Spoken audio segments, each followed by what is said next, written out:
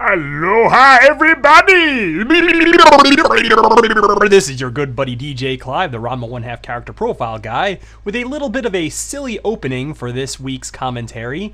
This is something I'm going to entitle Going Off Half-Cocked, because these are three character profiles where I just kind of got really silly and just let my mind absolutely go loose. Although, really, this is just a very cheap way of me interlacing these profiles. These are three profiles that really have nothing to do with each other. This is probably going to be one of my more nonsensical commentaries, but I didn't want to go with any more of the complicated ones. I was thinking maybe doing Doko, and nah, I don't really feel like getting into that. The nut jobs don't want to get into that right now. So I just decided to pick three at random, and these are kind of silly profiles. So I guess it works in that regard. Right now we're watching the Principal Kuno profile, and this is not stock footage we're looking at. This is me on my honeymoon, just running willy-nilly with a video camera, filming everything I see. So that's real-life Djclyve at Hawaii, and let me tell you, the story behind Principal Kuno, that he went nuts when he went down to Hawaii, it might seem like a random, nonsensical thing, but I could totally see why that is, because if you go to Hawaii, you're never going to want to leave. It's like going to heaven. It's like physically being in heaven. And now that I'm so many years removed from my honeymoon, it's just like a memory in the back of my mind, like, wow, I can't believe I actually was in heaven for that period of time, and I wonder if I'll ever get back there. And we bumped into so many people who went there on vacation and ended up just never leaving. Which is probably, which is exactly what Principal Kuno is. He's just a guy who was just hypnotized by the beauty and the lifestyle and just ended up giving up everything just to become a local, including his family back in Japan, which I didn't bump into anybody who did that, but just crazy how you could just be so motivated and just so swayed by being in a particular place that you'll just give everything up right there on the spot. But that's the power of Hawaii. I was tempted to do that, but unfortunately I am a realist. I don't see myself ever being able to just, erase my entire life and just start over. But this is Principal Kuno, one of my earliest profiles. He really deserved more than this because he is one of my more favorite characters in the Ranma-verse. I think when Rumiko Takahashi came up with this character, she was very influenced by Arnold Schwarzenegger, because look at him, he looks exactly like the Terminator, only you never see the Terminator quite act like this. But I get the feeling that she just envisioned Arnold Schwarzenegger as the principal in this absolutely off-the-wall role. And you know what? If they were to ever make a Ranma 1/2, a live-action Ranma 1/2 movie, they should give him up a call, because I have a feeling that he would not be beyond doing this.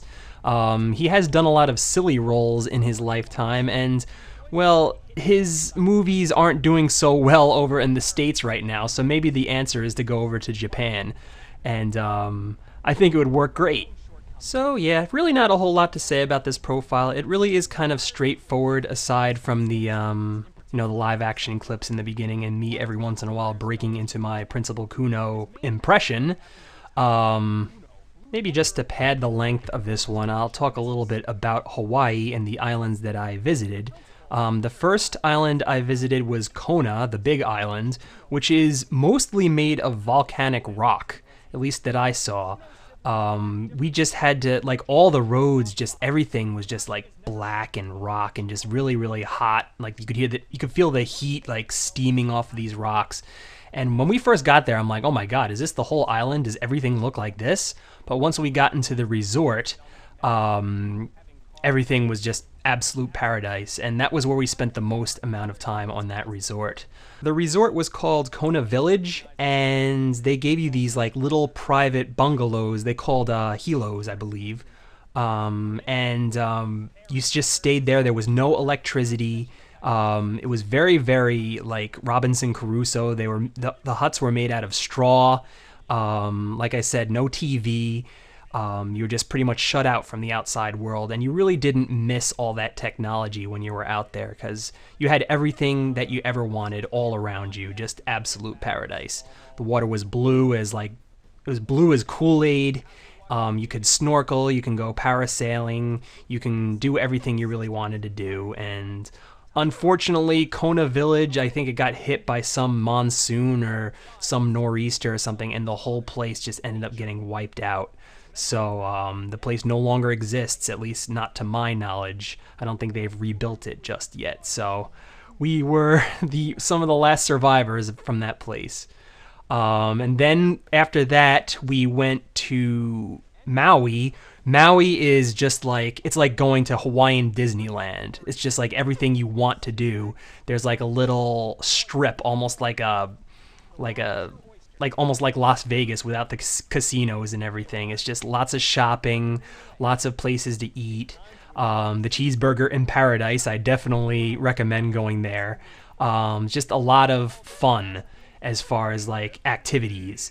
And then after that, we went to Kauai, which was all scenery. It's just all just like beautiful, picturesque, like natural waterfalls, Waimea Canyon, which is an amazing, just an amazing sight. We've been to Grand Canyon before, but it's so much more colorful. You look down, it looks like you're looking at a canyon made of rainbow sherbet. And that's the best analogy I could come up with. So yeah, definitely if you can muster up the money, because that's the biggie, because it's very, very expensive to go there. But I suggest before you die, you gotta see Hawaii. It's just absolutely amazing. I haven't been around to too many places. I've been to the Bahamas and all over like the Caribbean, but this is definitely heads and tails over everything else. So definitely check it out. Haha, did you notice the improvement in quality on the video here? That's because I moved up from a MPEG 4 to the MPEG 2 style. This is the Kin Ono profile, a profile that was kind of a last-minute addition when I did Bit Character Month Part 2. It was one of the last profiles that I just stuck in there at the end. Never actually planned on doing this character. This is back in a time where I really wasn't doing every character under the sun. I was just going to leave this one alone because she just kind of is boring, and this episode wasn't one of my favorites. But I made this profile a lot of fun to do, especially when I get down to the rump shaking portion of this profile, and I'll get to that when it comes. Yeah, this is a character that I was never really big on. I actually found this episode to be rather boring. But it does kind of further the relationship between Dr. Tofu and Kasumi Tendo, which to me is a plot line that has been just so vehemently ignored in Ranma 1/2 the series. So I kind of welcome that this episode exists. I just wish that the character was a little bit better. I just found her very, very annoying, how she's, well, look at her right now, like she's always trying to kill herself whenever she doesn't get her way, and she's domineering and just bullying Dr. Tofu, taking over his life, and I just hate the fact that she's so small. I'd rather my humans look like humans in my anime. I don't want a human to be able to fit in a pocketbook so I can take her around anywhere I want. It's so weird that they went to that well so many times, you know? All the old people in Ranma 1/2, well, at least most of them, they're like 2 feet tall. What the heck happens to them in that interim? I want to see one that's like midway through that change. Like what the hell happened to Cologne? There is a point where you see Cologne that she looks like a human. And then, you know, later after 500 years or so, she turned into like this, well, like Moose said, a dried up hunk of mackerel jerky. I like to see like time lapse, like watching her go from the human to the mackerel jerky. I think that would be entertaining. Oh look, it's the song. It just kind of snuck up on me. This is my version of Sir Mix-a-Lot's classic Baby Got Back. Me switching the lyrics around to fit you know, the scenario here. And this was a lot of fun. I really, you know, I went into this profile, that was an idea that was in my head, but I didn't think I was going to do it. I just thought, wouldn't it be funny if? But as I was doing this profile, I was just like, this profile needs something. It's so boring, you know, it's so stale. So I ended up sticking this in. I found a nice karaoke version of Baby Got Back, and I wrote my own lyrics to it. I had to chop the song up a little bit to fit the, like to hit the major points of the song. Like the part where it goes, tofu, yeah, that's actually in the middle of the song. So I had to like splinter the song and fade it into each other, and so I can get that part in there, because I definitely wanted to hit all the bullet points of that song. But yeah, a lot of the rhymes were a little difficult. I wanted it to sound a lot like the original. So there's one part of the original song where he goes, take a picture. I wanted to, you know, make those same rhymes but say different things, which is very, very difficult when you have a very specific scenario you're trying to convey. And that's this whole competition here where everybody's on this drum trying to butt bounce each other off of this thing, however the hell you'd say it. Now, this profile was the absolute first instance that I can remember where I had an issue with Pinnacle Studio, because it put a sound glitch in the middle of that song that I just did. I think it couldn't handle the lyrics, like the title screen, and then where the part where it goes swing, there's like an earthquake effect on the on the font there, and I think it couldn't handle that special effect, so the sound kind of skipped a beat. And I was really, really pissed about that. I didn't realize it until after I'd already posted it on YouTube. But the version that's on Dailymotion is clean. It doesn't have that sound glitch.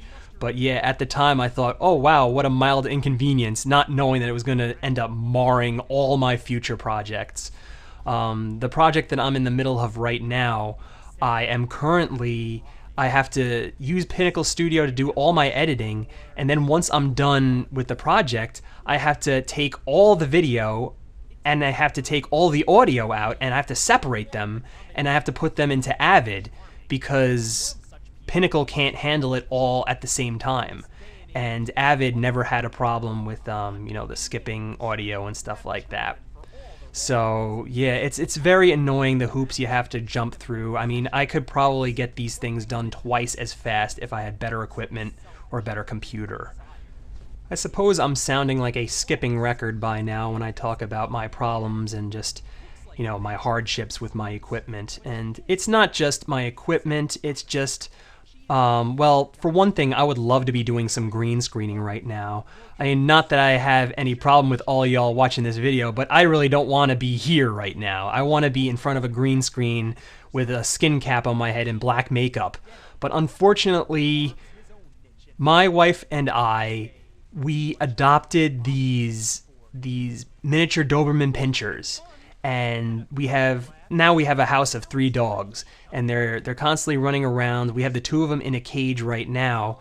The thing is, once I move around all this furniture, I'm gonna have no room to put the cage anywhere.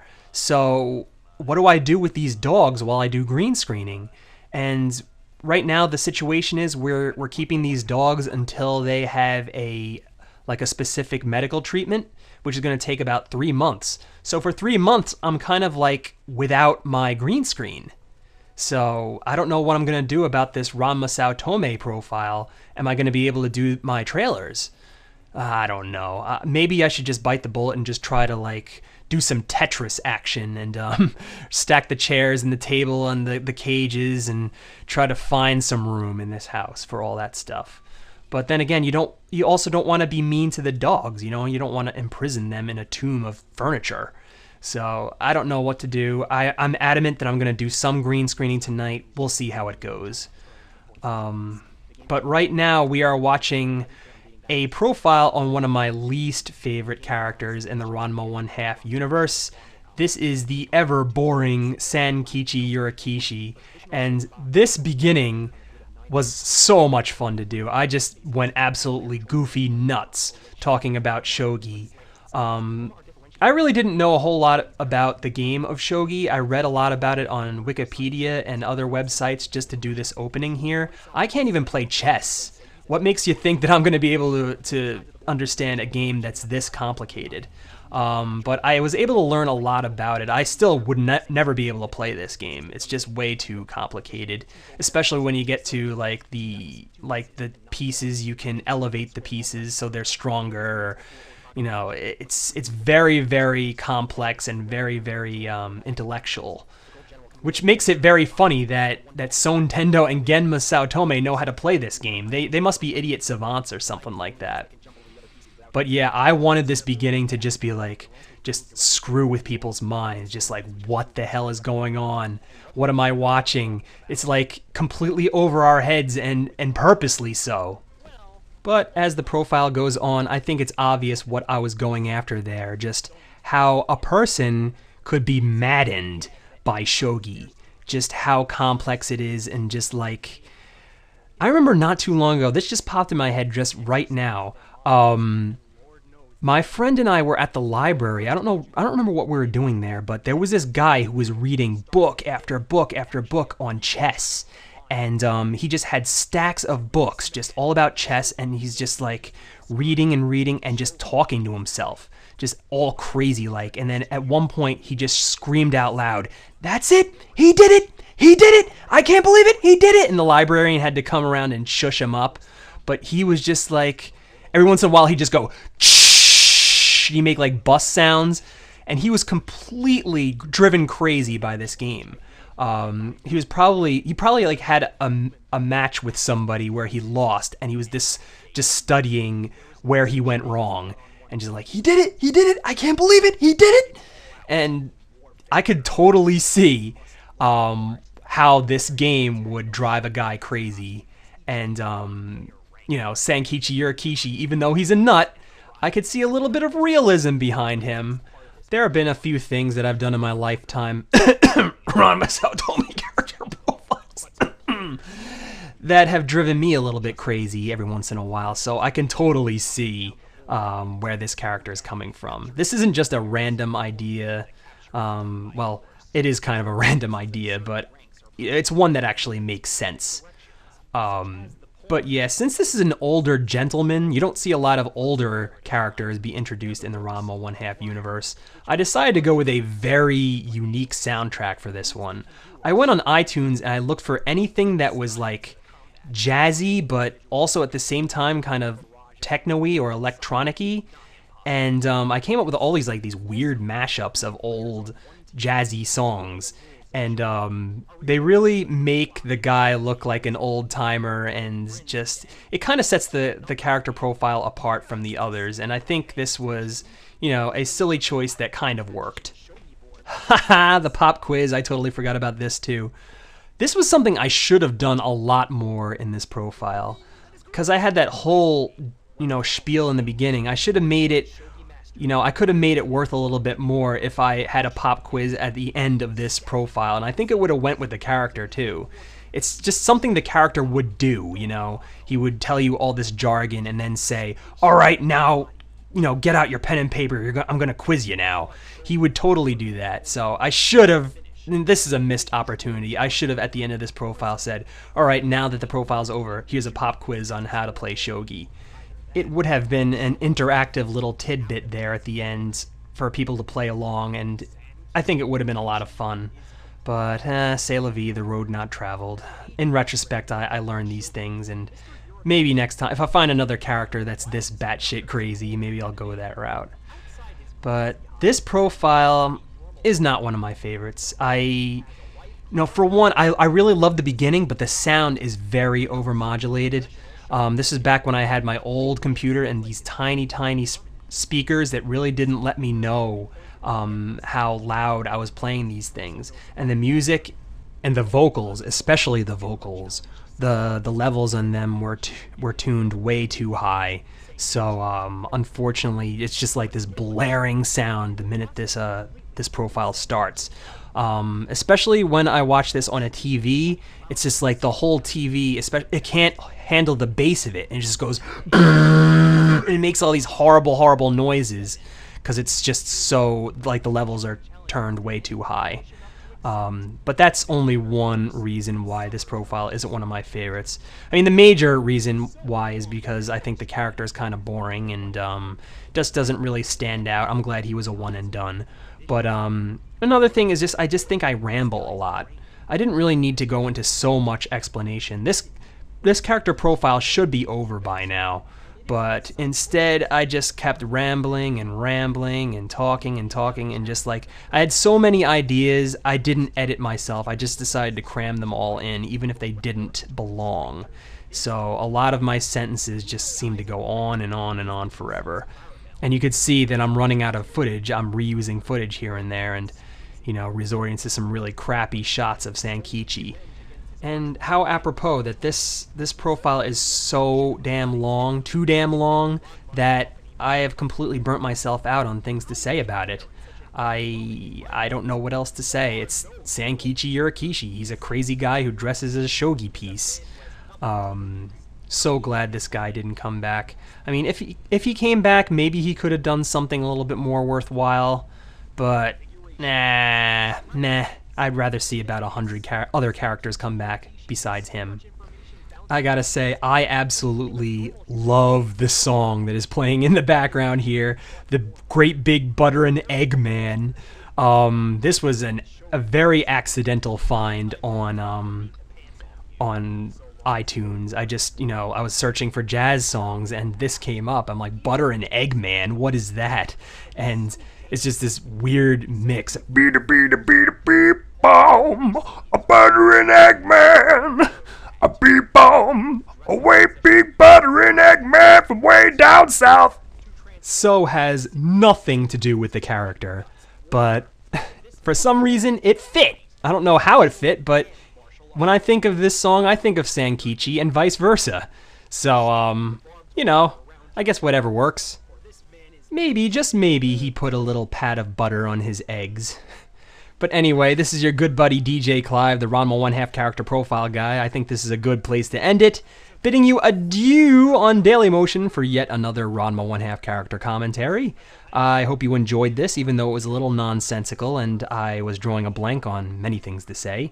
And I'll see you next week, hopefully. I'm not putting these things out as frequently as I used to, but hopefully I'll have a lot more to say in my next profile, which I plan to be another 3 profile long commentary, including the new profiles that I'm working on right now. So look out for that. And that's about it. I'm signing out. Sayonara, and life is RANMA, everybody. Ta-ta.